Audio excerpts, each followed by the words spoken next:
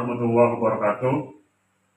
Yang saya hormati Bapak Ibu Penguji, uji kinerja mahasiswa PPG dalam jabatan Transformasi Plus Kementerian Agama Republik Indonesia, Winhas Jember Batch 1 tahun 2025.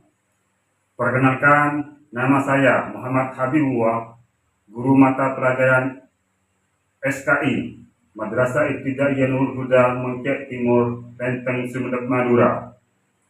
Saya adalah mahasiswa pendidikan profesi guru dalam jabatan Kementerian Agama Republik Indonesia, Batch 1 tahun 2025 di LPTK Winhas Jember dengan NIM 24540111999. Pada hari ini saya akan melaksanakan praktek pembelajaran dalam rangka penilaian uji kinerja dengan menggunakan model pembelajaran problem based learning dengan tema meneladani kesabaran Nabi, mata pelajaran SKI.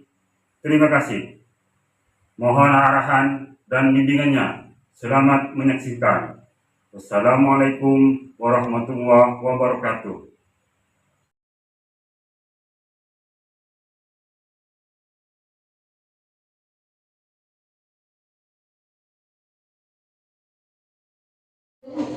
Assalamualaikum.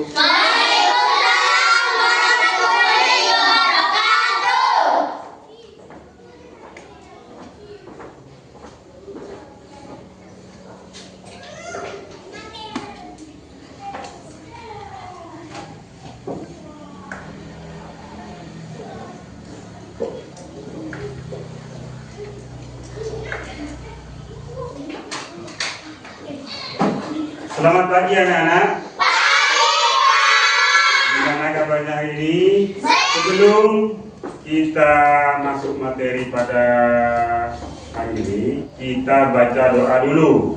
Bismillahirrahmanirrahim. Rabbi zidni ilma warzuqni fahma.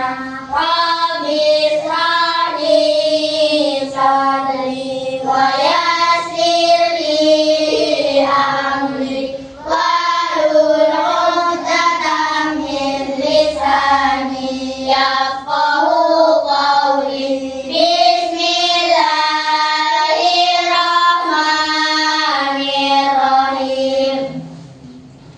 Nah, sebelum kita masuk materi, Bapak akan absen dulu.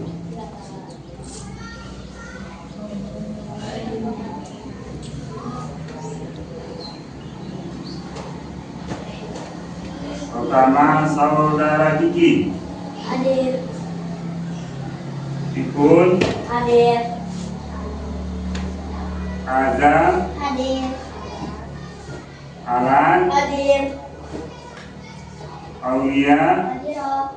Kapilia. Iya.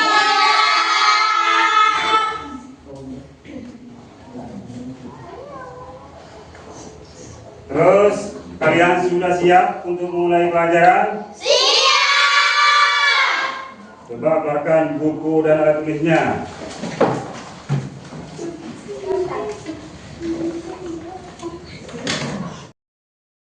Nah, sekarang kita akan belajar tentang kesabaran Nabi.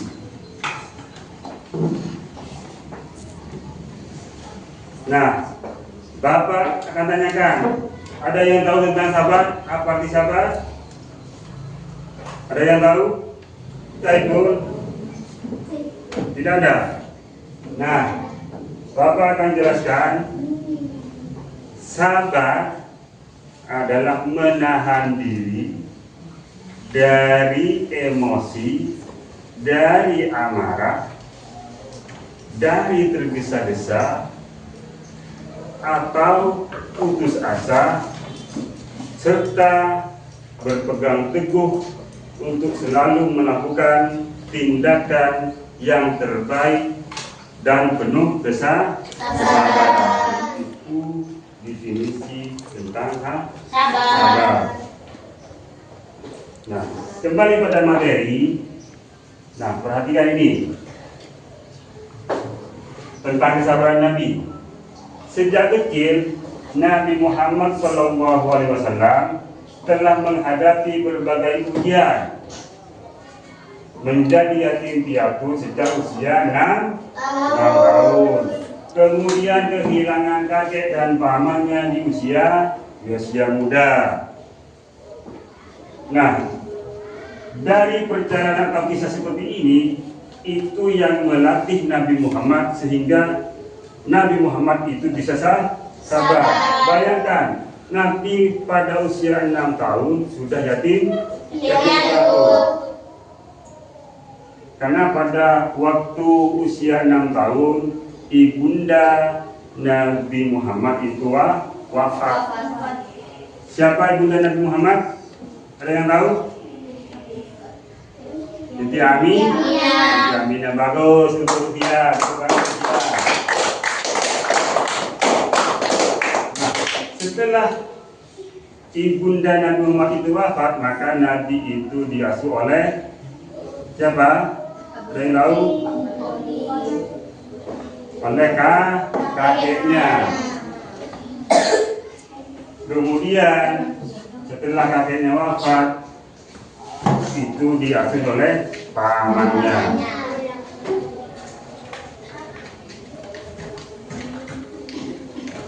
Nah, selanjutnya keteladanan Nabi Muhammad dalam bekerja.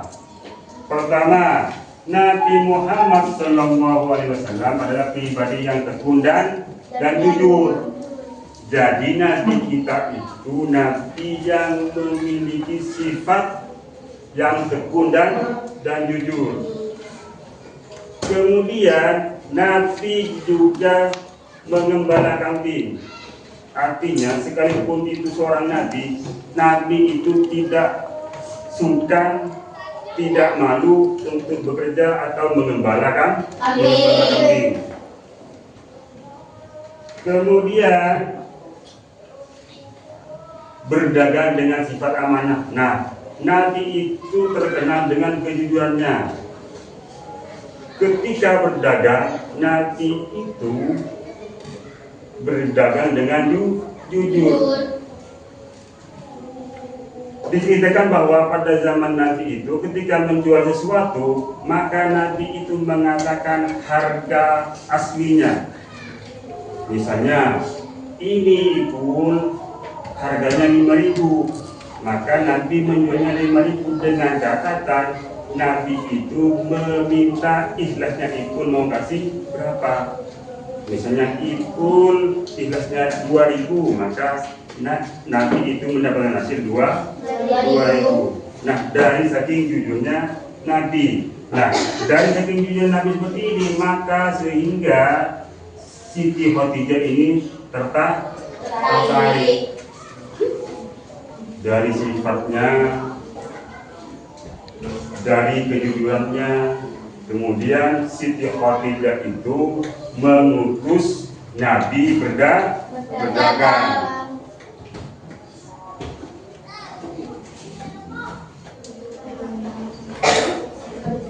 Nah, selanjutnya tentang peletakan Hajar Aswad. Nah, ini penting untuk kalian perhatikan, untuk kalian pahami bahwa peletakan Hajar Aswad itu dilakukan oleh Nabi dengan kelompok orang Quraisy. Peristiwa ini terjadi ketika di Ka'bah itu terjadi banjir.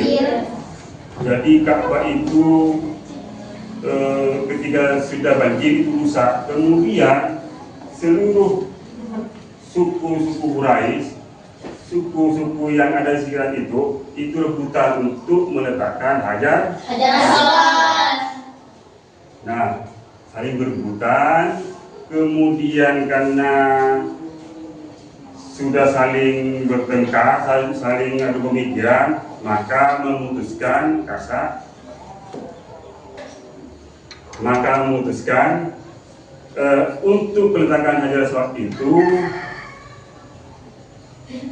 mengambil siapa yang paling pertama kali masuk pada Masjidil Haram, maka orang itu yang akan meletakkan Hajar Aswad. Nah, kemudian esok harinya mereka itu berkumpul dan melihat Nabi yang pertama kali masuk dalam Masjidil Haram, sehingga diputuskan oleh golongan suku Quraisy itu, maka Nabi lah yang berhak meletakkan Hajar Aswad. Akan tapi karena kebijaksanaan Nabi, maka Nabi tidak meletakkannya, tapi Nabi menyuruh kelompok Quraisy itu dan 4 golongan itu yang meletakkannya. Dengan cara bagaimana? Nabi membentangkan sorbannya, kemudian Hajar Aswad itu diletakkan di tengah sorban. Di ujung atau di pojok sorban itu 4 tokoh golongan itu yang memegangnya. Kemudian 4 orang tokoh itu yang meletakkan Hajar Aswad bersama. Nah, itulah bentuk kebijaksanaan Nabi. Nah, kemudian nilai-nilai keteladanan yang bisa ditiru. Pertama, sabar menghadapi ujian. Nah, jadi kesabaran Nabi itu harus kalian tiru. Dari menghadapi ujian hidup maksudnya. Karena pada usia remaja Nabi sudah kehilangan ibu dan ujian. Nabi tetap sabar. Kemudian jujur dan amanah dalam bekerja. Nabi itu ketika bekerja maka pasti berkata jujur. Ketika berdagang itu Nabi berkata jujur. Kemudian poin yang ketiga, bijaksana dalam menyelesaikan konflik. Contohnya yang tadi, peletakan Hajar Aswad. Kemudian yang terakhir, peduli terhadap sesama dan bertanggung jawab. Nah, sebelum kita lanjutkan pada bahasan berikutnya, kalian coba tonton video ini. Nanti setelah kalian nonton video ini, kalian akan saya tugaskan untuk mencari apa yang kalian dapat dari video ini.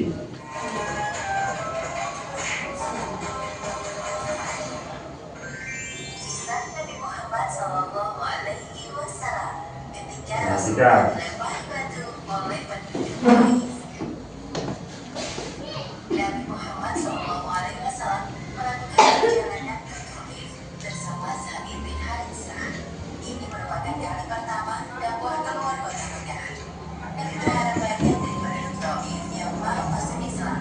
Namun siapa sangka bahwa penduduk Taif malah mengusir dan melempari beliau dengan batu. Situasi dan kondisi Rasulullah sekarang muncul sebuah ide untuk melakukan dakwah keluar kota Mekah. Tepatnya pada bulan Syawal tahun ke-10 kenabian, berangkatlah Rasulullah ke Taif hanya berdua dengan Sa'id bin Haritsah. Demi menghindari kecurigaan kaum kafir Quraisy, Nabi Muhammad sengaja tidak membawa hewan tunggangan. Walaupun perjalanan menjadi lebih lama, Nabi dan Sa'id berhasil melampauinya. Wahai Nabi, sepertinya itu kamu berdua. Alhamdulillah, sebentar lagi kita memasuki Taif. Selayaknya tamu yang baru datang ke negeri orang, Rasulullah menemui para pemimpin Taif terlebih dahulu. Mereka adalah Abu Ghiyalail, Mas'ud, dan Hamid. Nabi Muhammad berbincang dengan para pemimpin Taif sembari menyisipkan misi dakwah Islam. Nabi menjelaskan dengan santun agar mereka tidak tersinggung dengan ajaran baru yang beliau bawa. Belum selesai bicara, Rasulullah telah mendapat respon yang tidak menyenangkan. Sudahlah, tak perlu kau teruskan ceritamu, wahai Muhammad. Aku tidak dapat mempercayai perkataanmu. Apakah tidak ada orang lain yang diutus menjadi Rasul selain engkau? Wahai Muhammad, Siapa dia engkau seorang rasul, aku tidak mau hidup terancam dengan menerima ajakan. Namun, jika ternyata engkau adalah pembohong besar, engkau tidak pantas berbicara denganku. Perkataan para penguasa Quraisy tersebut sungguh menyakiti hati Rasulullah.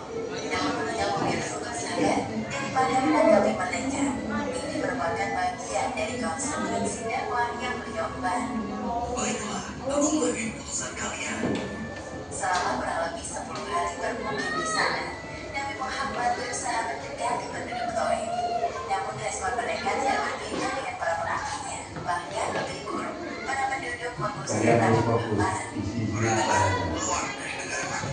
Kami tidak akan mau mengikuti ajaranmu, wahai Muhammad. Pulanglah ke negerimu. Ketika Nabi hendak bersiap-siap pulang, penduduk Taif telah bersiap melempar beliau dengan batu dan tanah sampai kaki beliau luka-luka. Padahal Zainullah membentengi Nabi dengan tubuhnya yang besar. Wahai Nabi, kita harus benar-benar diri dan Tuhan ini. Nah, sudah perhatikan? Sudah. Nah, tugas kalian sekarang kalian diskusikan, kemudian dirembuk, kemudian ditulis. Nanti kalian akan saya suruh untuk menjelaskannya itu. Waktunya 3 menit. Berembuk, kalian berembuk. Waktunya sudah cukup karena sudah 3 menit ya. Karena tadi sudah disampaikan waktunya hanya 3 menit. Gimana sudah? Sudah semuanya? Nah, Bapak akan minta pertanggungjawabannya. Kelompok pertama siapa? Aiko. Dari video itu apa yang dapat Ibu ambil? Dari video yang kami lihat dapat kami simpulkan bahwa dalam doanya di hadis Rasulullah menunjukkan bahwa hanya kepada Allah tempat bergantung. Ini menjadi teladan agar kita selalu kembali kepada Allah dalam keadaan sendiri. Bagus, tepuk tangan Aiko. Dari kelompok 2. Dari video yang kami lihat dapat kami simpulkan bahwa meski Rasulullah tidak menyerah dalam menyampaikan risalah Islam. Beliau mendesak kita untuk tetap teguh memperjuangkan kebaikan walaupun tantangan. Bagus, tepuk tangan. Nah, yang ketiga. Berdasarkan video pelajaran yang dapat kita ambil adalah bahwa Rasulullah SAW mengalami penolakan, penghinaan, bahkan kekerasan fisik adalah namun beliau tetap bersabar, tidak membalas dengan kekerasan dan terus berdoa. Nah, sebelum kita akhiri pelajaran pada pagi hari ini, maka kalian baca doa dua terlebih dahulu.